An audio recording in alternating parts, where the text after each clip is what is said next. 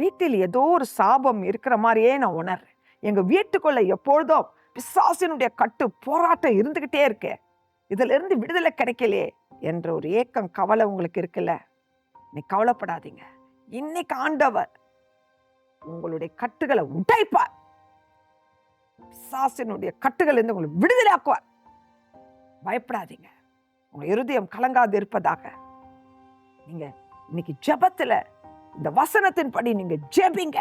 விசுவாசத்தோடு உங்களை தாழ்த்தி வெறுமையாக்கி ஜெபித்து பாருங்க. நிச்சயமாகவே இயேசுவின் நாமத்தினால உங்க கட்டுகள் உடைந்திருப்பதை உங்களால் உணர முடியும். கர்த்தர் உங்களை பாதுகாப்பார். உங்களுக்கு என்ன வசனம் தெரியுமா? மத்தேயு 18வது அதிகாரம் 18வது வசனம். பூலோகத்திலே நீங்கள் எவைகளை கட்டுவீர்களோ அவைகள் பரலோகத்திலும் கட்டப்பட்டு இருக்கும்.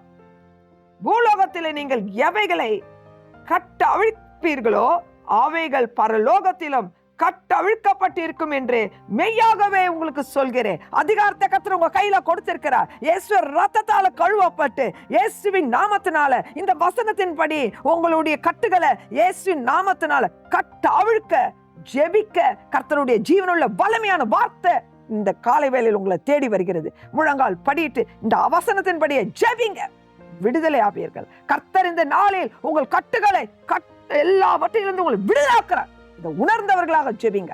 கர்த்தருடைய கிருபை உங்க மேல இருப்பதாக. ஆமென்.